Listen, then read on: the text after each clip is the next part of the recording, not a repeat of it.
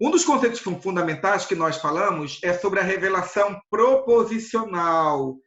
Essa revelação proposicional, enquanto conceito, é a afirmação de que Deus ele não somente decidiu se revelar aos homens, às suas criaturas racionais, como se diz, por meio do sentimento humano ou sobre a intuição humana.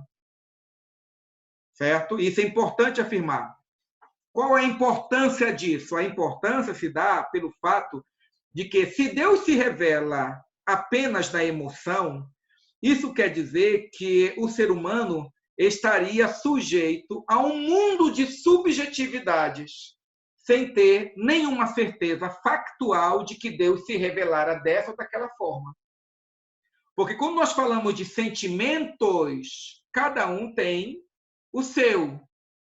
Cada um olha para um quadro e, a partir do quadro que está diante do ser humano, cada um pode ter uma interpretação. E quando nós falamos de teologia, é preciso perceber que a teologia ela precisa ter referenciais quanto ao certo e ao errado, se Deus se revelou ou não. Então, quando nós falamos, então, a partir de sair de uma revelação proposicional, nós estamos dizendo que Deus não deixou o ser humano livre ou sujeito tão somente aos seus sentimentos. Deus deu para o ser humano uma literatura sagrada, a qual possui palavras, sentenças e conceitos a respeito da divindade. E qual é, então, a função do teólogo? Qual é a missão do teólogo? A missão do teólogo é se debruçar nessa literatura sagrada, entendê-la, e entendê-la a partir dos parâmetros pelos quais Deus se revelou. Aí tu dizes, o que isto significa, professor Israel? Ora, isto significa que Deus ele se revelou no tempo, na história da humanidade, e Deus ele se utilizou exatamente da língua humana e dos artefatos culturais do ser humano para revelar para preservar essa sua revelação proposicional.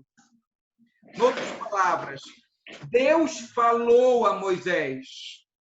Quando Deus falou a Moisés, Moisés entendeu as palavras, as sentenças e os conceitos.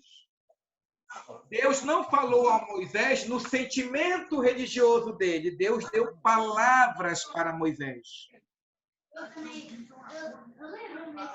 Então, essas palavras, esses pensamentos, eles foram registrados em artefatos que hoje nós consideramos que são artefatos arqueológicos.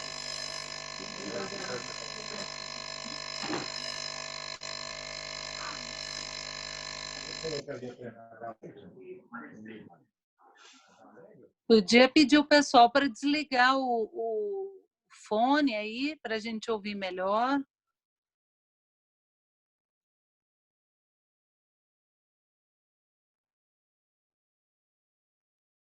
Muito bem. Então, esses artefatos arqueológicos, eles estão exatamente expressos, ou eles estão diante de nós, através da literatura sagrada cristã. E o que são essas literaturas, podemos fazer em termos gerais, né? Essas literaturas, primeiramente, no âmbito do sagrado, no âmbito do mundo religioso, nós vamos perceber que a Bíblia, dentro do fenômeno religião, que é um fenômeno puramente humano, a Bíblia ela é um elemento entre tantos outros elementos religiosos. Observem. Com isso, eu estou querendo chamar a atenção de vocês para o fato de que a religião cristã ela não é estudada tão somente pela perspectiva da fé. E você, como aluno de teologia, tem que perceber isso sem ter medo de perder a fé que tu tens. Ou seja, sobre uma perspectiva antropológica e histórica, sobre uma perspectiva das ciências da religião, a Bíblia, o Alcorão, o livro dos Vedas, os livros do Espiritismo estão no mesmo nível. É produção humana, é literatura sagrada e possui o mesmo valor para a humanidade. Nenhuma é superior e nem é inferior. Observe que eu estou fazendo uma afirmação a partir das ciências da religião. Eu não estou fazendo uma análise a partir da teologia. Porque quando nós falamos de teologia e quando nós falamos de literatura sagrada cristã, nós estamos trabalhando com outra categoria. Aí tu dizes, qual categoria é esta, professor? Eu digo, a categoria na qual se afirma a importância dos livros sagrados de outras religiões, sem nenhum preconceito. Entretanto, existe uma afirmação categórica de que essa literatura sagrada chamada Bíblia, ela tem singularidades, ela tem características que a colocam acima de qualquer literatura sagrada que existe no mundo. Porque para o cristão, por mais que existam outras religiões e outros textos sagrados dentro do âmbito da ciência da religião, a Bíblia ela é sui generis. A Bíblia ela não se torna e nem contém a palavra de uma divindade. A Bíblia ela é a perfeita revelação de Deus, de um único Deus que existe, que é o Criador de todas as coisas. De tal sorte que se alguém perguntasse assim, é possível conhecer verdadeiramente a Deus? O teólogo cristão afirmaria com toda sobriedade, sim, é possível ter conhecimento real de Deus. E esse conhecimento real de Deus não é um conhecimento exaustivo, não é um conhecimento completo, mas é um conhecimento real e verdadeiro, porque esse conhecimento foi dado ao ser humano pelo próprio Deus nas Sagradas Escrituras. Tudo bem? E aí, então, a pergunta que se faz é, então, que literatura sagrada é essa? Que livro é esse, né? Que nós denominamos como palavra de Deus? Aí, então, vai aquilo que eu falei anteriormente para vocês, lembrando vocês que a Bíblia, a Bíblia, ela é uma composição de livros que estão basicamente em dois grandes blocos, o Antigo Testamento e o Novo Testamento. Eu opto por antigo e não velho, porque a palavra velho ela é depreciativa, né? Mas Antigo Testamento, certo? Cada um desses testamentos, observem, eles têm que ser vistos não somente como artefatos arqueológicos, embora também o sejam. O Antigo e Novo Testamento, eles são a base, eles são a matriz de toda a teologia bíblica e de toda a teologia sistemática. Essa Bíblia, ela foi escrita num tempo histórico, em contextos históricos diferentes e por dezenas de pessoas que possuíam status social diferente, que possuíam cultura diversa e que estavam imersas em um contexto histórico e religioso muito peculiar. Vou dar um exemplo para vocês. Quando o texto bíblico diz lá, vamos lá, só para a gente ouvir o texto bíblico, que eu coloquei para vocês no link, para vocês ouvirem os textos das Sagradas Escrituras, em hebraico. Quando o texto diz lá, Bereshit bara Elohim et hashamai ve'et haaretz, ve'haaretz haitá tohu vavohu, ve'rosha al penei terrom, ve'rua Elohim, meraheft al penei hamai, vaiomer Elohim, vaihi or, Iehi or, que significa, disse Deus, haja luz e houve luz.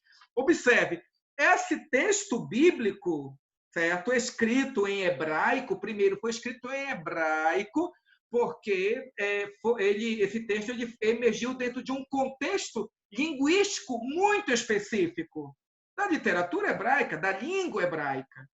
Isso quer dizer que o Antigo Testamento ele foi escrito e deve ser estudado a partir dessa sua peculiaridade. É preciso que o teólogo, dentro daquilo que é possível, que ele possa estudar, dentro do tempo que possui, aqui e ali, alguma gramática, algum texto, algum livro, que na simplicidade, na singeleza, possa apontar a importância do estudo do hebraico para o teólogo, né? Então, primeiramente, o texto mostra exatamente que essa literatura sagrada é uma literatura que foi dada aos homens dentro de um contexto linguístico, é o hebraico. Agora, não somente foi dado dentro de um contexto linguístico, foi também dado em um contexto cultural e religioso. Vou dar um exemplo para vocês. A palavra Elohim. Elohim, Elohim. A palavra Elohim está no texto hebraico, gente, se eu não estou enganado, se não me falha a memória, 32 vezes no texto de Gênesis. 32 vezes. Aí tu dirás assim para mim, professor, qual a relevância disso? Ora, você é teólogo, é preciso lembrar que a teologia bíblica e a teologia sistemática, ela se constrói a partir da análise do texto sagrado. E na medida que nós percebemos no texto sagrado que o nome de Deus, Elohim, certo? Que é um plural de Eloar, o in é o plural, certo? Do nome de Deus em plural, que dá a ideia não de pluralidades em Deus, e nem que Deus é mais de um, mas que Deus é um ser exaltado, é um ser maravilhoso, que está acima de todas as coisas, certo? Esse texto e esse Deus, ele é apresentado dentro de um contexto politeístas. Estão lembrados? O escritor de Gênesis é Moisés, que conviveu durante décadas em uma sociedade politeísta, que era a sociedade egípcia. Quando esse Moisés sai do Egito, e ele vai passar anos e anos, décadas, né, vivendo entre os cananeus, certo? Todo aquele povo no deserto e outros povos, esses povos que flertam com Israel eram povos politeístas. Para cada manifestação da natureza havia uma divindade. Então Moisés escreve Elohim, Elohim, Elohim, Elohim, Elohim, Elohim, Elohim, pelo menos 32 vezes. Se fosse um texto egípcio, se fosse um texto babilônico, se fosse um texto assírio, para cada manifestação da natureza haveria o registro de uma divindade diferente. Isso quer dizer, então, que essa literatura veterotestamentária, que foi escrita num contexto linguístico bem específico, também foi escrita em um contexto religioso também muito específico, que era o politeísmo. E Moisés está estabelecendo os fundamentos do monoteísmo bíblico. E como ele faz isto? Como ele estabelece o fundamento do monoteísmo bíblico, repetindo, já no início da literatura sagrada veterotestamentária, o nome Elohim pelo menos 32 vezes, dizendo que o único Deus criou todas as coisas e este é Elohim, o Deus exaltado. Agora, existe uma peculiaridade, gente, também no texto sagrado, que escapa, observem, que escapa à percepção das pessoas comuns. Que percepção é esta, professor? É quando você lê o texto de Gênesis capítulo 3. E lá está dizendo o seguinte: esta é a Gênesis do céu e da terra, no dia em que o Senhor Deus criou. Já viu isso na sua Bíblia? É o texto de Gênesis. Então, quando nós temos esse texto, deixa eu ver aqui, esta é a Gênese.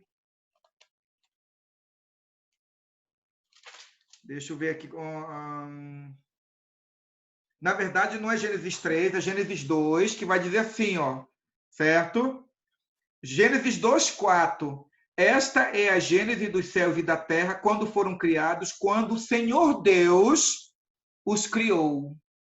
E nós observamos que já no capítulo 2, versículo 4, já não se fala agora não se fala mais agora em Elohim, mas se fala em Yahvé Elohim, Senhor Deus. Não é Adonai, observem. Não é Adonai. Adonai também é Senhor. Mas nessa literatura, no início da literatura mosaica, Moisés ele coloca o nome Yahvé e não Adonai, associado com Elohim. Isso quer dizer que a literatura sagrada veterotestamentária também foi construída a partir de um contexto teológico. Tudo bem, Jessé? Câmbio? Vera Lúcia? Murilo? Tudo bem? Então, veja, eu coloquei três tópicos aí, Lídia. A literatura sagrada veterotestamentária, olá, Vera Lúcia. O Antigo Testamento ele foi construído em um contexto linguístico, em um contexto religioso e histórico e um contexto teológico. Agora, preste atenção, que coisa maravilhosa, que coisa muito interessante, certo? Olha só, quando Deus se revela como Deus glorioso, maravilhoso e criador, ele é Elohim. Quando ele quer se revelar como soberano, aquele que governa sobre todas as coisas, ele se revela como Adonai, ele é Senhor, o soberano sobre todas as coisas. Quando ele quer se revelar como aquele que é o Deus do impossível, ele se revela como El Shaddai, o Deus Todo-Poderoso. É como ele se revela diante de Abraão e diz assim, né? Eu sou o Deus Todo-Poderoso, anda na minha presença e ser perfeito. E nesse contexto bíblico, Deus faz uma promessa que Abraão terá um filho. Ele não se revelou como Adonai, certo? Ele não se revelou como Elohim, ele não se revelou como Jeová Rafá, ele não se revelou como qualquer outro nome, como El. Ele se revelou como El Shaddai, porque através desse nome, o seu caráter, ou seu atributo como Deus do impossível se revelou. Então, por que eu estou dizendo isso? Porque no texto de Gênesis, já no início da literatura veterotestamentária, o que nós encontramos é Moisés deixando de lado o nome Elohim, e a partir do versículo 4 do capítulo 2, ele começa a utilizar o nome Yahvé. Aí tu perguntas para mim, Israel, qual a intencionalidade do escritor ao mudar o nome de Deus de Elohim para Yahvé Elohim a partir do capítulo 2? Então, eu faço um convite a você para olhar o que está escrito, né? Exatamente em texto de Gênesis, capítulo 2, quando Deus faz um pacto com Adão e Eva, certo? Quando Deus diz assim, né? Que Deus, que Adão e Eva poderiam comer de toda a árvore do conhecimento do bem e do mal, né? Versículo 3, olha só, versículo 3. Mas a serpente mais sagaz que todos os animais selváticos o Senhor Deus tinha feito, disse: é assim que Deus disse: não comereis de toda a árvore do jardim? Respondeu-lhe a mulher: do fruto da árvore do jardim podemos comer, mas do fruto da árvore que está no meio do jardim, disse Deus, dele não podereis comer. Qual foi o nome de Deus que foi utilizado para essa aliança, para esse pacto de Deus com os homens? Ora, não foi Elohim, não foi Adonai, não foi El Shaddai, não foi a Jeová Rafá, não foi El. O nome que está exatamente nessa narrativa é o nome Yahvé. Ou, numa tradução também, Jeová.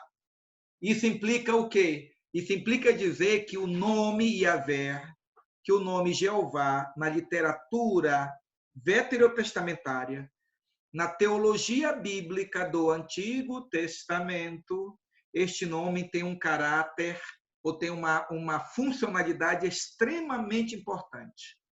Qual é a funcionalidade? É apresentar Deus como um Deus de pacto, um Deus de aliança. Foi com esse nome que Deus se revelou a Moisés quando esteve lá no Monte Sinai, e quando Moisés perguntou assim, e quando me perguntarem quem me enviou, o que eu vou dizer? Então Deus diz assim para Moisés, tu dirás, né, o Deus de Abraão, o Deus de Isaac, o Deus de Jacó se revelou a você. O eu sou o que sou me revelou adiante de vós.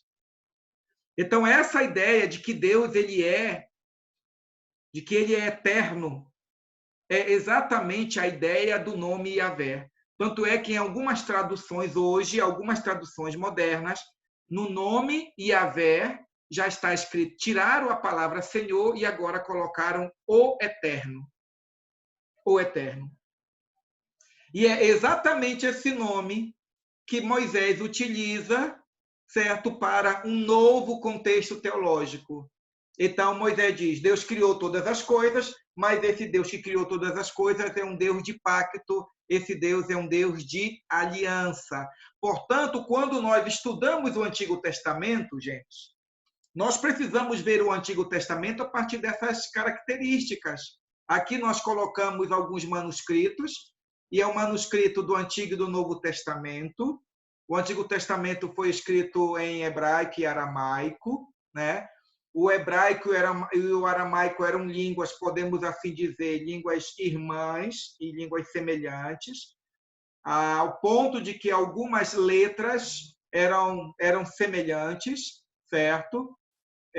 O hebraico, como nós podemos ver aqui, olha, tem essas letras aqui. Eu penso que mais à frente é muito possível que o nosso curso de teologia oportunize a quem tiver interesse o estudo do grego e do hebraico. Talvez alguns cursos de férias, o final de semana, para que vocês tenham a oportunidade de, pelo menos, escreverem, aprenderem algumas palavras e perceber a importância do estudo das línguas originais para o fazer teológico daqueles que estudam a Bíblia.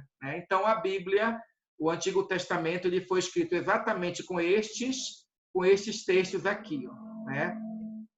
E aqui nós temos ao lado exatamente o texto que nós lemos, que eu li há pouco, eu vou acrescentar aqui. Né? Deixa eu ver, não dá para mexer aqui, dá para mexer, está aqui. Esse é o texto de Gênesis, que há pouco eu recitei ele. Aqui, o nome de Deus ele se faz presente, só para vocês tomarem conhecimento ou lembrarem, né, para quem já tem essa cultura. O Antigo Testamento hebraico ele é lido da direita para a esquerda, certo? Da direita para a esquerda. Originalmente, o texto hebraico não tinha esses pontinhos. Todos esses pontinhos que vocês estão vendo aqui, eles foram criados pelos maçoretas. Os maçoretas foram um grupo de pessoas cultas que nasceram, que existiram após Jesus Cristo, e que depois eles criaram esses sinais exatamente para a vocalização, a leitura do hebraico não ser esquecida pelas pessoas. Então, aqui nós temos o texto bíblico que diz Bereshit, Bara, Elohim, Et Hashamayim, Ve'et Haaretz. Ou seja, no princípio criou Deus os céus e a terra. Haaretz é terra. No texto hebraico original, todas essas letras elas vinham todas juntas, gente, todas juntas, sem nenhuma indicação de vogal. Aí você vai dizer assim para mim, mas professor, então como é que eles liam? Né? Eles conseguiam ler o texto bíblico? Sim, conseguiam. E conseguiam porque eles nasciam naquela cultura. Eles eram ensinados desde a mais tenra idade a saberem a ler aqueles sinais. É como hoje, veja, quando você hoje está mexendo no seu WhatsApp, né? Está lá no WhatsApp, não tem a palavra TBM, a letra TBM, essas três letras. Essas três letras significam o que, Vera Lúcia? Quando você vê lá no WhatsApp, TBM. O que está escrito lá?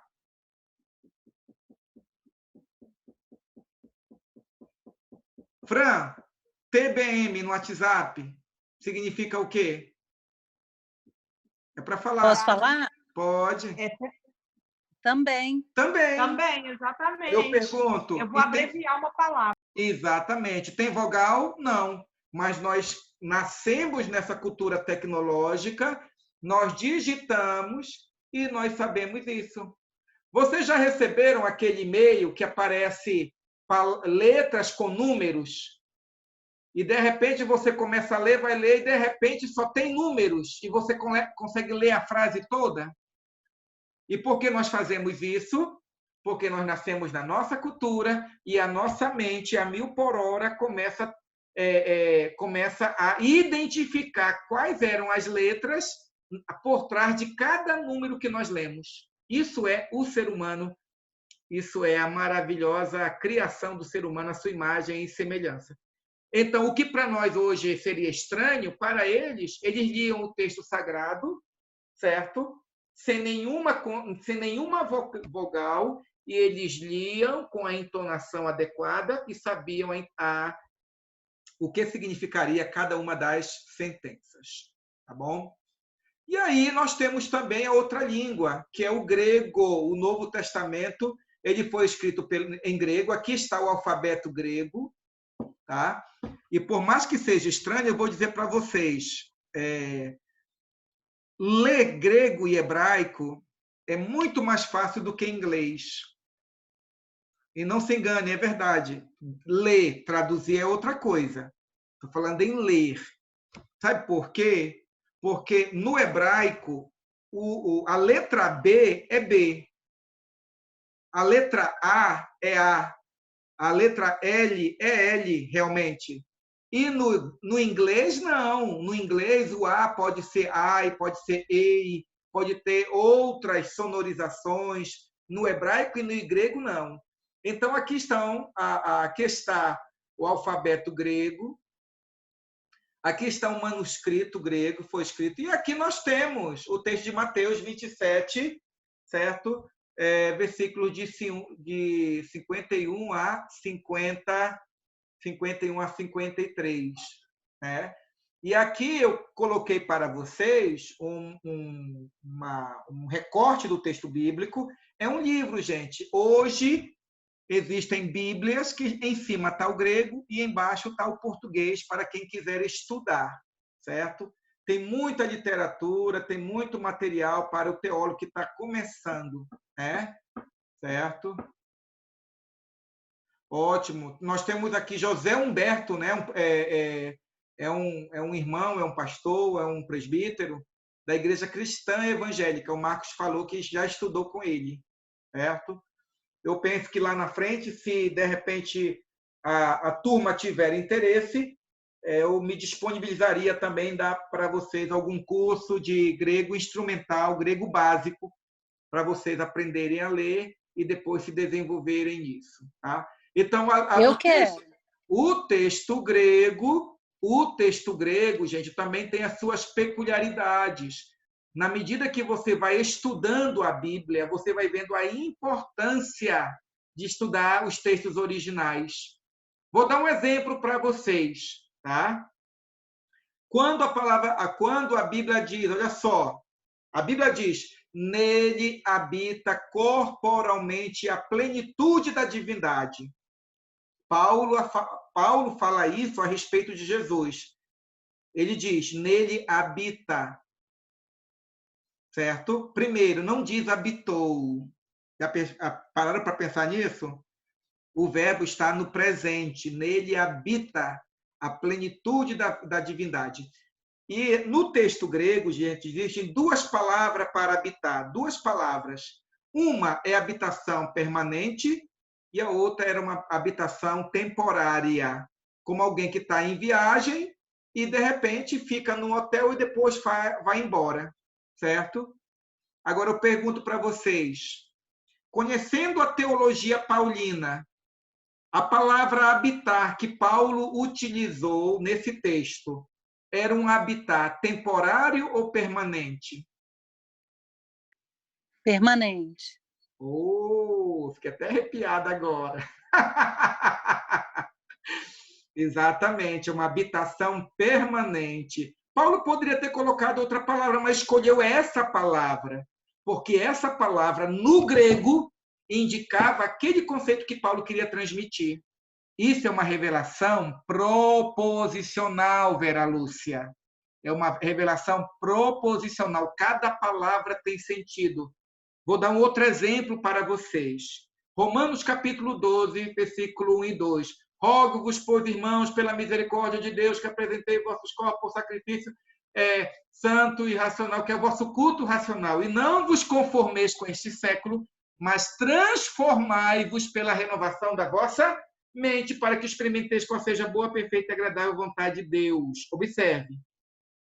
Quando Paulo fala em transformai-vos, Paulo utiliza a palavra morfê. Tá? Entendeu? Morfê. A palavra morfê no grego tem a ver com a palavra em português, metamorfose. Metamorfose. Morfose vem de morfê, que significa transformação. E quando nós falamos dessa palavra, gente, essa transformação, né, significa aquilo que ocorre dentro da gente. Olha só, Paulo utiliza em Romanos 2 duas palavras. Esquema, que nós temos a palavra em português, esquema e morfê. Não vos conformeis, a palavra conformar é esquema. Ele diz, mas transformai-vos, que é da palavra metamorfose. Aí você vai dizer assim, professor, então me explica melhor assim. A ideia de Paulo é essa. Não assumam o esquema do mundo. O esquema significa não assuma a forma externa do mundo. Não assuma a forma externa do mundo. Aí alguém diria assim, mas Paulo, tá bom, não é para eu assumir a forma externa do mundo, que é esquema. O que eu devo fazer então, Paulo? Então Paulo vai dizer, mas transformai-vos, morfê. Morfê significa cuide do seu mundo interno. A transformação tem que ser interna e não externa. Então, Deus, ele não quer que nós tenhamos o esquema cristão para combater o esquema do mundo. A única forma de você combater o esquema do mundo é você passar por uma metamorfose. Que a sua vida interna tem que ser renovada, tem que ser transformada. Deu para entender? Então, é preciso perceber isso. Vou dar uma outra palavra para vocês, do grego, que ajuda também a entender a importância da literatura, né, sagrada. Por exemplo, quando nós falamos a respeito de Judas, você vai ver sempre ver João Batista e Jesus falando, convertei-vos. Metanoia. Metanoia é conversão. Aliás, é arrependimento, perdoe-me, né? Então, quando o texto bíblico fala sobre esse arrependimento para a vida, que muda a vida da pessoa, a palavra é metanoia. E aí você lê o texto bíblico a respeito de Judas, após ele trair Jesus, e você encontra no texto grego não a palavra metanoia, mas você encontra a palavra metamelesen. Aí você diz, e qual é a diferença, professor Israel? Aí eu digo assim, a diferença que a metanoia é uma transformação da mente. Meta, mas nous. Nous, no grego, é mente. Nous é mente. Então, o que Deus espera de nós não é a mudança primeira de comportamento. A primeira mudança que Deus espera de nós é a mudança da mente, aqui, ó. E o que foi que ocorreu com Judas? Foi metamelesen. O que isso significa? Que ele foi simplesmente tocado de remorso. E a tradução está certa. Ele não se arrependeu, ele teve remorso. Ele só teve um sentimento desesperado por aquilo que ele fez, viu que estava errado, mas não se arrependeu. Ele só viu as consequências disso. Mas não houve sincero arrependimento, né? A mudança. É como uma pessoa, de repente, que para de fumar por medo do câncer, mas não para de fumar porque está contaminando o corpo, que é templo do Espírito Santo. Percebe a diferença? Então, pessoas que procuram ter uma vida diferente com medo do resultado, e não porque estão comprometidas com novos valores morais e éticos.